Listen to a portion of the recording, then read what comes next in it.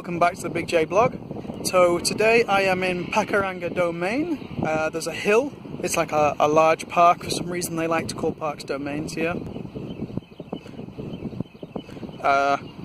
So Grace is in Wellington. So I am here in Auckland all by myself. Well, I got Fabio to look after, but yeah, he's at school most of the day. Check out this beautiful view behind me. Isn't that great? Yeah. Sometimes it's really interesting, New Zealand, because the clouds make such a difference.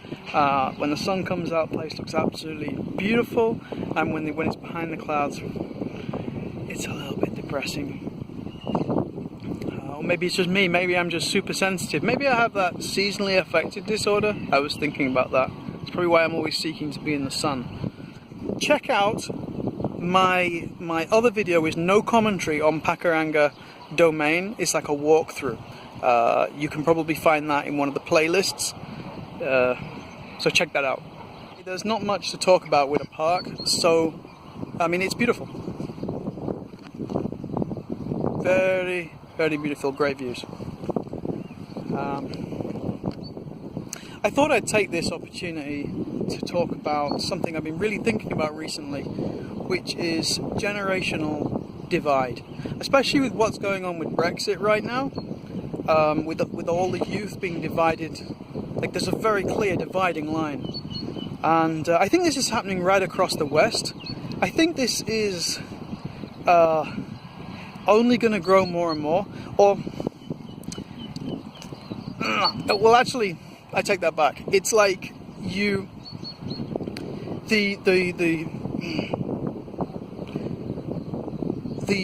youth are obviously got time on their side, and the old people, they know that. Like the boomers, I'm just gonna say boomers, gen xers, and millennials. The boomers, they know. They have been manipulating the system for years. They've grown up around it. They know what they're doing. The millennials are like having to deal with this whole life thing, like basically untaught, because the boomers have done a terrible job. And no, if you're a boomer watching this, don't think that I'm going to go easy and make this a equal 50-50 thing. There are some genuinely good boomers that see the world objectively, see what has happened in the last 50 years in the West, and acknowledge the faults. But there are so many that don't, and that is a mix of arrogance and low education. Yes, they will argue, oh, I've taught myself. But here's the thing, when you have like been taught a base idea, then you go and you basically seek the things that confirm the ideas that you already have. And if you only have to go to any quiet suburb, like semi-retirement or oldish person area in the UK, or probably in the US, that you'll see the kind of the news that's playing on TV, the newspapers that they're reading every day. It just reinforces all of their archaic ideas, and they have this golden ticket, which this like get out of jail free card, which is, oh, when you're older you'll understand. But we just have to take their word for that, right? Like, no. Our generation, the Gen Xers, I consider myself Gen Xer. I know there's a little bit of like ambiguity about this, but our generation has yes, we've been educated in university, but we've also had the access to the internet and been able to teach ourselves. And these, it makes me so mad. These boomers think that they can ride on like what's the word? Just on the momentum of them being older than us, and therefore they must be right. No, No, we're seeing what's happening. They are screwing the younger generations. They've taken everything from their previous generation, right, in the inheritance, and then they've gone and spent everything like that we should pay them, as in like they've racked up a huge debt, and they're expecting us to fork the bill for it. And my advice to any person under the age of 35, or anyone feeling young at heart from like up to maybe 46 or something, is get out, because the demographics in the West are just getting older and older and older, and the more old people there are, the less young people there are to pay the pensions of the old people. And don't think that there's going to be anything left for an inheritance for you. You can't guarantee that. You could end up spending your whole life just working away really hard, hoping that something's coming your way. And then when they die, you find out that they spent the lot. They even spend money that they don't even have, and you're expected to pick up the tab. My advice is, with solar panels, with just general technology these days, with our knowledge, like, you know, collecting and filtering rainwater and stuff, go to a middle income country.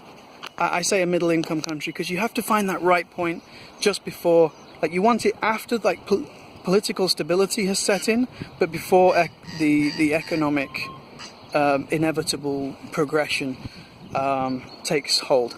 And you want to. So I'm talking about countries in like Central Europe. Certain South American countries like Chile and Argentina and Paraguay and Panama and Costa Rica. Find these countries, and I'm sure there's others. I'm sure that lots of middle-income countries, and I'm just getting tired. Find these countries and take a small amount that you earn, like 10, 20,000 from the West, and live self-sustainably. And live the life that you want to live, not working for other people, not paying your rent, so that some baby boomer can get another holiday to the Caribbean or wherever the hell they want to go this year or this month. Don't do it. Don't do it. Time is the only true currency that you have. It almost doesn't matter if you arrive there penniless. You need something. Let's be honest, not many young people are getting very far in the West these days. I mean, we've got these unpaid internships, that the jobs are just drying up, the wages, the minimum wage. The boomers have realised that they've made a huge mistake introducing minimum wage, and now they're trying to sort of kill it with inflation. Don't play into their hands. The best thing that you can do, the best thing, do not have children. Do not have children. Once you have children, they have got you by the balls. You have social services on your case if you step out of line. Basically, you're terrified that they're gonna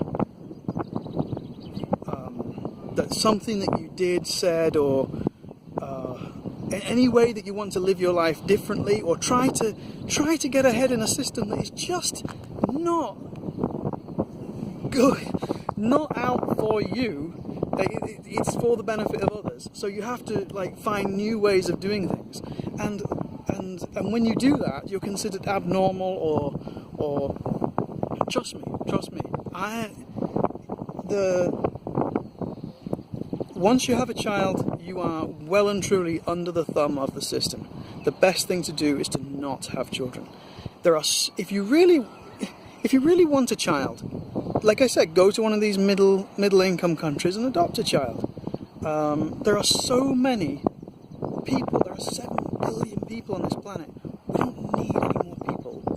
That's the first thing. But secondly, your freedom is far more important than some temporary biological urges, which will disappear over time.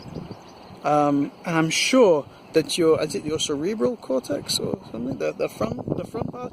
If you use the higher part of your brain, then you will be able to override these feelings and think, no, it's not logical for me to have a child. It doesn't make sense. By the way, it costs 180,000. This is only the UK. I read this like 5 years ago. It's like 180,000 pounds from 0 to 18 just to meet the basic requirements. You know, going to school, all the things that they need for school. They need uniforms. They need X, Y, and Z. Yeah. And that's another thing. The government will say, yeah, but we give you, why do you think they're paying you? But they're not paying you enough. It doesn't make financial sense. They're paying you to have children, hoping that you won't actually do the maths and figure it out. That's the truth. Anyway, got company here. So, to round up, do what you want to do. Don't do what everyone around you is telling you what to do. You've only got a limited amount of time, so make the most of it. Anyway, as per usual, like if you like, subscribe, and check out my Patreon. Thank you very much. Goodbye.